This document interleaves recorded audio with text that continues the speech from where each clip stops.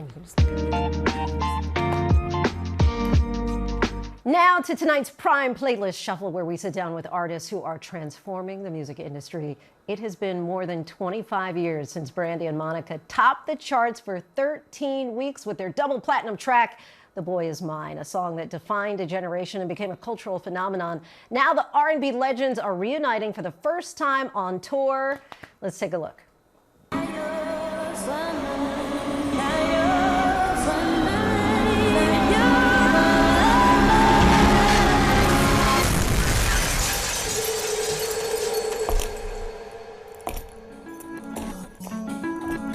You ready? I've been ready. What are we waiting for? What have you been waiting for? Wow. Brandy, Monica, so good to have you all here in studio. The Boy Is Mine tour. I just want to start with that. How long did we have to wait for this moment to happen? What made you all decide? What made you all decide, you know what? Let's give the people what they want. It's really divine timing. Mm-hmm. And I think one of the key components for me was us really talking, having relationship. I understood that going on tour was not going to be as simplistic as you do a record, you leave the studio, it gets mixed, mastered, that's it. Yeah. A tour means we have to make every decision together. We have to spend time with one another, respect each other's spaces, communicate consistently on every single piece and part. And so it was just something we both were ready for. So the song came out in 1998. I was 21 at the time, right at my peak of, you know, having a good time and enjoying music. The song still resonates today. What is it about that song that you think it's still so relevant and people want to still hear that song? And did you know at the time when you were making it, like, this is it? I mean, I don't think I didn't know. Did you know? I had no idea. I just felt like it was going to be magical. I felt like it was going to resonate, but I didn't know it would be around 27 years later. I mean, that's unbelievable. That's a kind of magic that doesn't happen very often, and I'm blessed to be a part of something that special and that long lasting. I mean, I still hear it and I get chills. I bet. Yes. Now, how did the remix with Ariana Grande come about? She reached out to us. Yes, she did. You know, there may be some more story there to it all, but for us, it was the personable way that she went about getting us to participate and just keeping the integrity of the record. She can sing. Absolutely. Seriously. Very I mean, well. so all of those factors matter when somebody's touching a record, because it is one where I say I'm always grateful to be a part of such a classic, timeless song. You all have had a falling out in the past, since reconciled. At what point did you all come together to say, you know what, we're grown women. Let's do this. Let's reunite. I mean, to be fair here, especially now since we've had children and I have teenagers, you've had now no longer teenagers, she's 23. Yes, unbelievable. When you think about, I was 17 and she was 18, you have to give us the same grace we have to remind ourselves to give each other. Because the reality is that something that wasn't real became real, and that can be dangerous. And so us taking control of our own narrative, our futures, and hopefully being an example, because I see that there is a lot of conflict, and it's not just women, it's the men too. Sure. You can see conflict in every aspect of music. It's not just rap, it's in every genre almost. And I think we're also a part of an industry that got off on that, like putting women against each other and creating feuds and rivalry, which is why I wanted to capitalize off of that. Like, I don't even know Monica to not like her. Like, work with her. That's what I'm gonna do. That's what I felt. And we're here.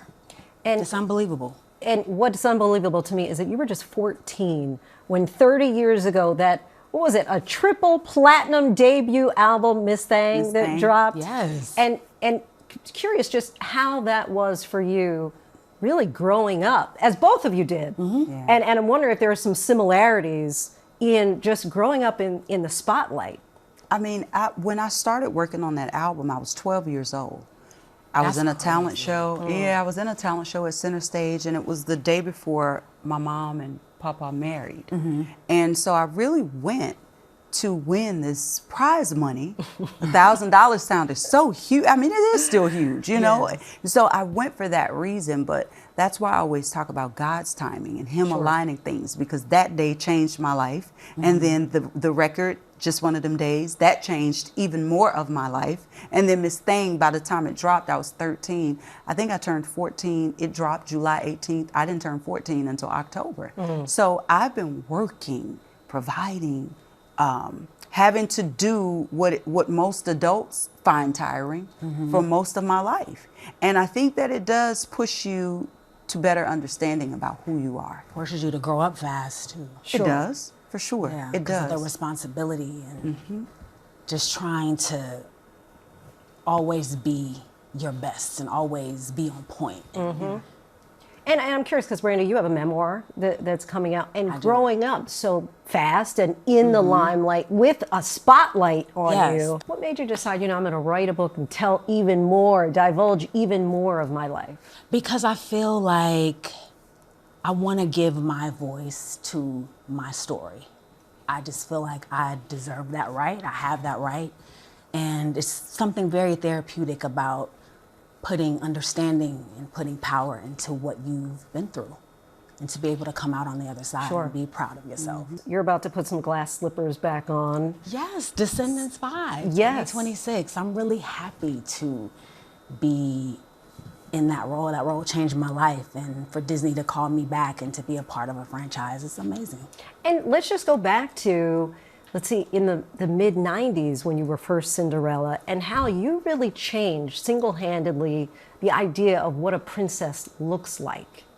And in that moment, did you realize it then? I did not. I did not. I came to appreciate that later in my life and realized how much of an impact it was on young girls that looked like me. I didn't know it at the time, but I'm blessed for the opportunity. And Monica, I'm also curious because you're making new music with a country album. Yes. Tell us about how that opens itself to a different kind of storytelling.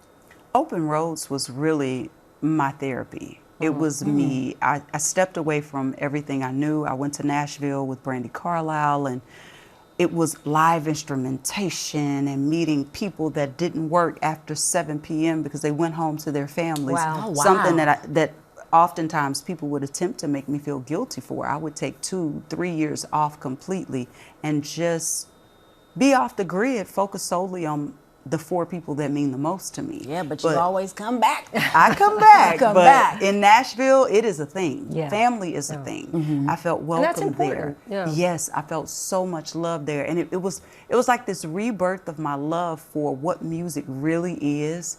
You take the equipment away. You have band members there every night in the studio. It was just something that was so nostalgic but new for me, if that makes sense. It does. It was both at the same time. When you guys both look at your paths going forward, your trajectory, do you think this is a new chapter, or is it a comeback? Is it a continuation? How would you, if you were to describe it? I think it's all of it. I think it's everything you just said. I'm just happy to be a part of it. And for you as well, Monica? I think so, because I think it's such a combination of things, because we've both experienced so much, both together and separately. So when you put all of that together and you start creating something like a show like this, it really does take all of you. It is consistently the conversation, the motivation. It is the movement for us. But it's definitely a new chapter in a great way. I don't feel like we've closed the door on what's behind us. It keeps catapulting us. Yeah, it keeps catapulting us, just pushing us forward. The Boy Is Mine, Monica, Yes. Brandy, thank you so much. Thank you for having me. Tickets for the Boy Is Mine tour are on sale June 27th via Ticketmaster. That's right.